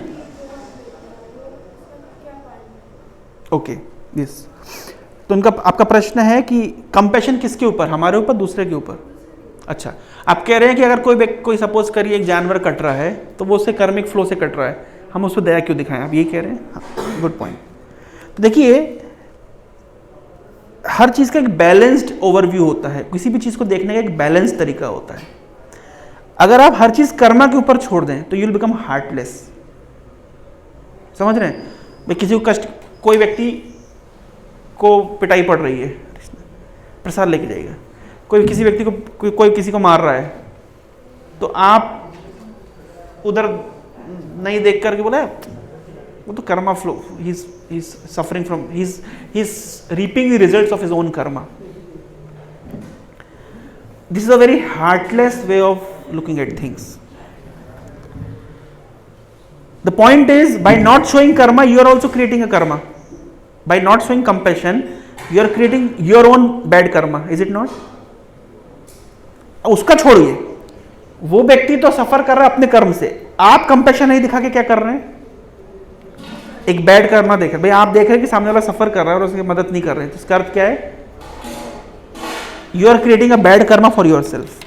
तीसरा point, if somebody is suffering but you are too attached to his suffering, not understanding that he is reaping the result of his own karma, then you are running the risk of becoming over attached. इसका example है, एक भागवतम में एक story आती है भरत महाराज की। भरत महाराज की story में यह था कि एक भरत नाम के राजा थे, he was the king of the entire earth planet and he left his entire kingdom. Knowing well that Lord will take care of his kingdom, he left everything onto the shoulders of his ministers and went inside a forest for performing bhakti. At that moment he saw, जब he was completely absorbed in his devotional service, उन्होंने क्या देखा कि एक गर्भवती, एक pregnant dear बोलते हैं, डियर बोलते हैं, वीमेन, फीमेल डियर हैं, हिरणी, तो वो गर्भवती थी, तो उसके पीछे एक शेर अटैक किया। तो जब शेर अटैक किया तो ये गर्भवती हिरणी बहुत तेजी से छलांग लगाई नदी के ऊपर से, और उस समय उसका गर्भ से उसका जो बच्चा गिर गया और वो तो नदी के उस पार जाके मर गई, इतना उसका प्रसव पीड़ा हुई, और जो बच्चा था वो पानी में फ्लो करके जाने लगा। तो राजा ने क्या किया, उस बच्चे को बचा लिया। ये राजा को करना चाहिए था कि नहीं करना चाहिए था? करना चाहिए था, जरूरी था, उस समय उस चीज़ की जरूरत थी। लेकिन कुछ समय राजा को क्या करना चाहिए था, उसको टेक केयर करके थोड़ा बड़ा हो जाए, ताकि उसको अपने जंगल में, भाई वो लॉज ऑफ नेचर के द्वारा भगवान सबको प्रोटेक्ट करते हैं। जो राजा ये सोच कर जंगल में आया कि पूरे संसार का टेक केयर भगवान करेंगे, उस हिरण का टेक केयर भगवान नहीं कर पाएंगे। लेकिन राजा ने वहां पे एक प्रॉब्लम क्या करना शुरू किया, राजा जब अपना जप करते थे तो हिरण के साथ खेलते रहते थे, हिरण के साथ बात करते रहते थे, एंड ग्रेजुअली उनका स्पिरिचुअल एक्टिविटी पूरा कम हो गया और हिरण के प्रति आसक्ति उनकी बहुत बढ़ गई। इवेंचुअली राजा की मृत्यु का समय आया और वो हिरण की चिंतन करते करते शरीर त्याग कर दिए। तो अब and he ultimately got a body of a deer. यम यम वापिस वर्णम भावम तज्जन्ते कलेवरम, जैसा शरीर त्याग करते थे चेतना होती है तो वैसा शरीर प्राप्त होता है। अब प्रॉब्लम क्या है? प्रॉब्लम यह है, कंपैशन दिखाना चाहिए था कि नहीं दिखाना चाहिए था? At the first step compassion दिखाना चाहिए था, लेकिन केयरफुली दिखाना चाहिए था, बहुत अटैच नहीं होना चाहिए था। तो हम अगर किसी को कंपैशन नहीं दिखा रहे ये बोल करके कि वो तो उसका कर्मा है, तो ये गलत अप्रोच है। एट द सेम टाइम हम बहुत, we are carried away by people suffering. संसार में बहुत दुख है, संसार में बहुत दुख है, अरावली फॉरेस्ट को काट रहे हैं लोग। कभी कभी अरे इतना दुनिया में लोग बैठकर दिन भर ही चर्चा करते हैं, ट्रंप ने ये कर दिया, ईरान में ये हो रहा है, इतनी सफरिंग है, इतनी सफरिंग है। So their entire consciousness is taking away by suffering. Your consciousness should be taken away by Krishna. Your consciousness should get absorbed in Krishna. But presently your consciousness is taken away by the geopolitical situation. All the wars and problems going in this world, environmental issues. That is our concern. But that is not the exclusive concern. Our exclusive concern is our Krishna consciousness. If somebody wants to progress in their spiritual life, two things are very important. One is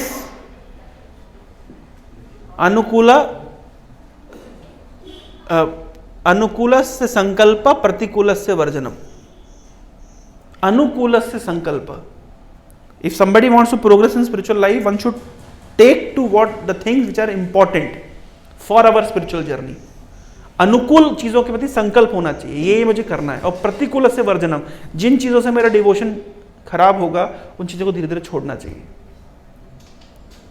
So being compassionate is a part of our spiritual journey, but becoming over compassionate on the bodily platform क्यों? The cause of suffering. What is the cause of suffering in this world? मैंने भेजा था, अगर याद हो तो, किसी को भेजा था मैंने व्हाट्सएप पे. कृष्ण भूलिया सही जीव अनादिर बहिर्मुख, अतएव माया तारे दे संसार दुख. इस संसार के दुख, सभी के दुखों का एक ही कारण है कि व्यक्ति कृष्ण से विमुख हो गया है, इसलिए दुख पा रहा है, इसलिए माया देवी उसको दुख दे रही है. That is the only reason. So if really want to I become compassionate for you, मुझे क्या करना चाहिए? Should I remain compassionate on the bodily platform और should I try to help you spiritually? क्या करना चाहिए? Because that is the main reason why you are suffering. You are suffering because you have forgotten Krishna.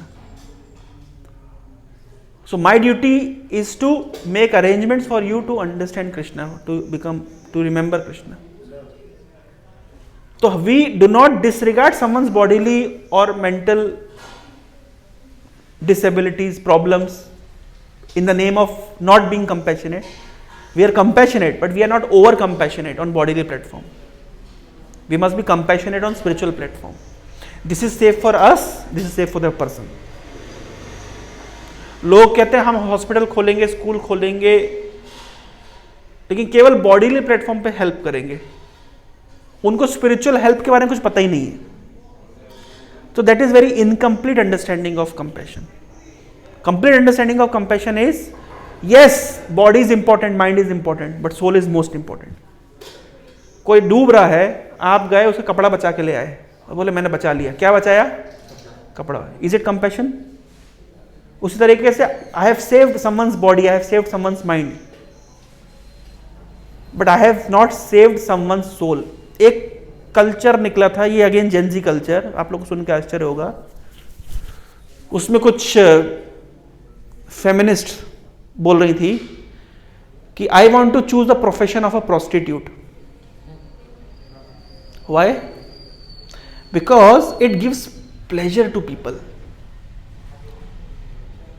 If I'll make some reels coming naked on Instagram, if I'll engage in myself in pornographic industries, so people will watch and people will get some kind of pleasure. और दूसरे को सुख देना ही तो परम सुख, परम सेवा है. ये ट्रेंड, ये मतलब एक फादर और एक डॉटर के बीच कन्वर्सेशन हो रहा था. पिता ने बेटी से पूछा तुम्हें करना क्या है जीवन में? बोले मुझे प्रोस्टिट्यूट बनना है. ये एक रिकॉर्डेड वो है. क्यों बनना है? मैं दूसरों को सुख देना चाहती हूं. और सुख देने के कई तरीके हो सकते हैं, लेकिन सबसे ज्यादा सुखी व्यक्ति कब होता है? उसको अगर मैं सेक्स प्लेजर दूंगी, उसको मैं अपने न्यूड्स भेजूंगी, तो he will become most happy. So this is the trend going on. So people want to help people. People want to become compassionate on the platform of body and mind. मतलब डूब रहा है आदमी, डूब जाए, कपड़ा बचना चाहिए.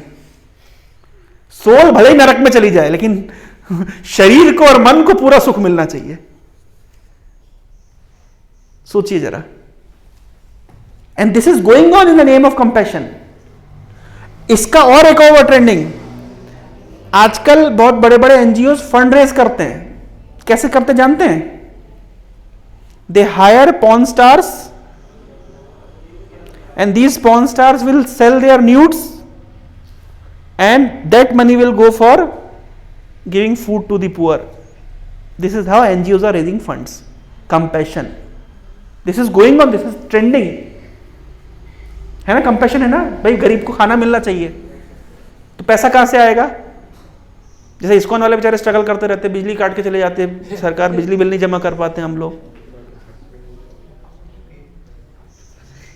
तो क्या करना चाहिए? अगर पैसा कमाना है तो भाई, अगर आपको जन कल्याण करना है तो पैसा चाहिए आपको, तो सबसे अच्छा तरीका क्या है? ये सब काम करो, उससे पैसा आएगा, फिर जन कल्याण में लगाओ। तो क्या मतलब, आत्मा भले ही नरक में चली जाए लेकिन कपड़ा बचना चाहिए, शरीर बचना चाहिए। वाह यार, क्या चल रहा है ये? In the name of compassion. And our compassion is very, what we call, what बोलते हैं, hypocritical. I will show compassion for dogs but I have no compassion for chicken and goat. See, partial compassion. This is not compassion, this is hypocrisy. So this is going on. So if you really want to become compassionate, take to Krishna consciousness. This is the real compassion. Become Krishna conscious, help others to become Krishna conscious. Give them right knowledge. This is real compassion. There is no other way of becoming compassionate. Everything else which is going in the name of compassion is simply cheating, simply hypocrisy. I hope I could clear this point. Yes, you are asking something? हाँ? आई openers मिल रहे हैं आप लोगों को, है ना? आई openers मिल रहे हैं ना? पर ध्यान रखना, ये पूरा प्रवचन सुनने के बाद अगर जाके जप नहीं किया करोगे और बुक नहीं पढ़ोगे तो पूरा मेरा टाइम भी वेस्ट है, आपका टाइम भी वेस्ट है। फिर रियली वांट टू टेक, अगर कुछ करना है, स्पिरिचुअली आगे बढ़ना है, जप करो। प्रभुपाद जी ने कहा 16 माला करो, 16 नहीं कर सकते कम से कम 4 करो, मिनिमम 4 करो, करना शुरू करो। आप कर रहे हैं, जप कर रहे हैं, आपका जप हो रहा है, ये चैंटिंग थोड़ा बहुत, मतलब see I am telling you, I am घंटों घंटों प्रवचन देने के बाद सार क्या है? अगर आपको ये चीजों को अंदर अपने जीवन में उतारना है तो उसकी मेडिसिन ये है कि यू हैव टू चैंट। 2 ही तो चीज आपसे मांग रहे हैं, you read and you chant. Make it a habit, regularity आएगी, उसको धीरे धीरे रेगुलराइज करो। You are chanting, you have beats and you not chant. तुमने कसम खाई है नहीं जप करने की। अगर बुद्धिमान हो तो उसको स्वीकार करो। जय जना कृष्ण भजे से बड़ा चतुर। जो व्यक्ति कृष्ण का भजन करता है वो दुनिया का सबसे बुद्धिमान व्यक्ति है। सुमेधसा। बुद्धिमान व्यक्ति वो नहीं है जो IIT नाइजर में पढ़ाई करता है, ठीक है ना? बुद्धिमान व्यक्ति वो नहीं है जो मैटेरियली बुद्धिमान को बुद्धिमान नहीं कहते हैं। बुद्धिमान वो है जो कृष्ण का भजन करता है, वही जीवन के सही मूल्यों को जानता है। तो कब से शुरू करोगे? कल से, ठीक है। I remembered my question. Yes. So the question was that, like, where is the line between being compassionate and over compassionate? I am telling you, मैंने पूरा प्रवचन उसके ऊपर दिया। The moment your compassion is interfering in your devotion, that means it has cross the boundaries. It should, I can help you out, not on the, what we call, on the risk of,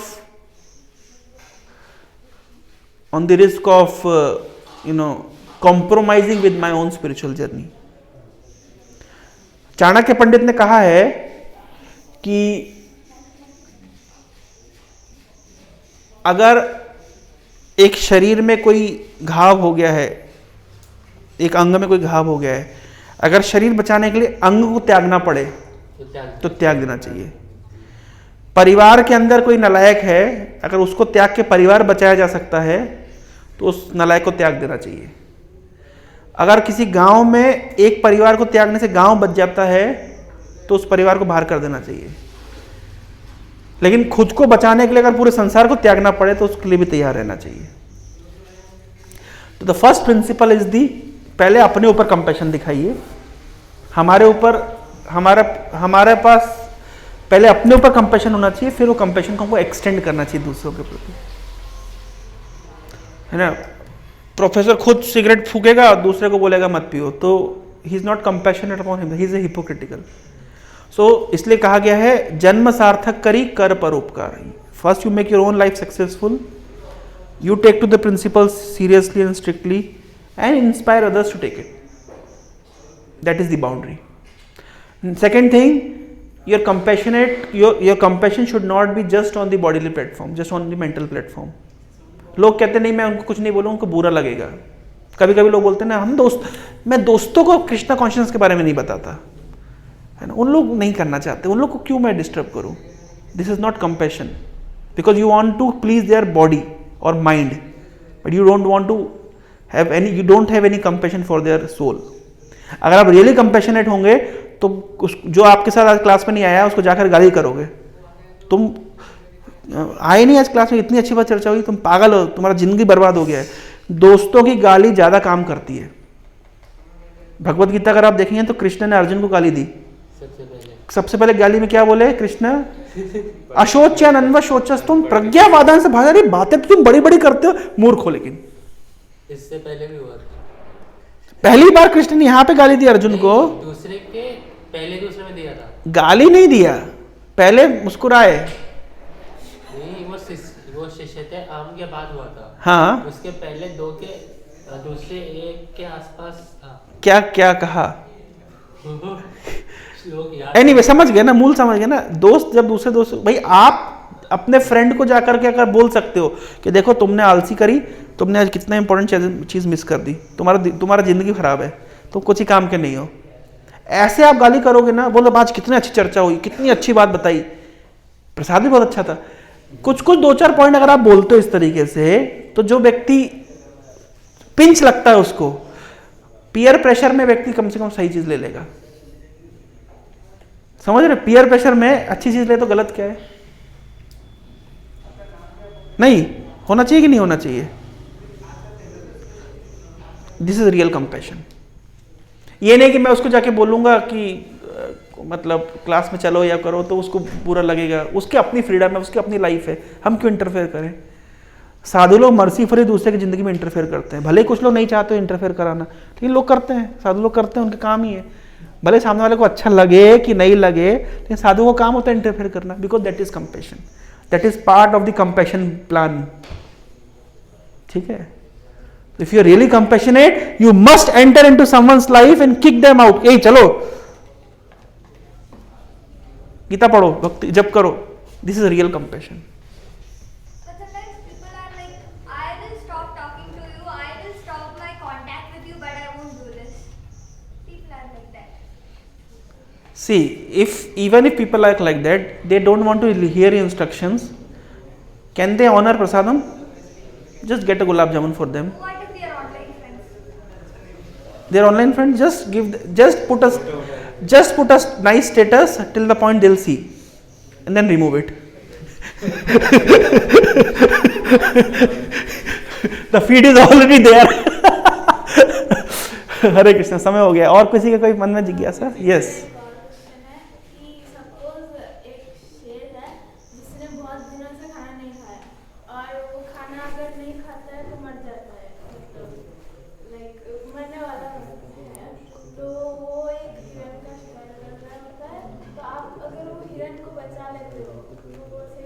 नहीं, we do not interfere in laws of nature. We must not interfere.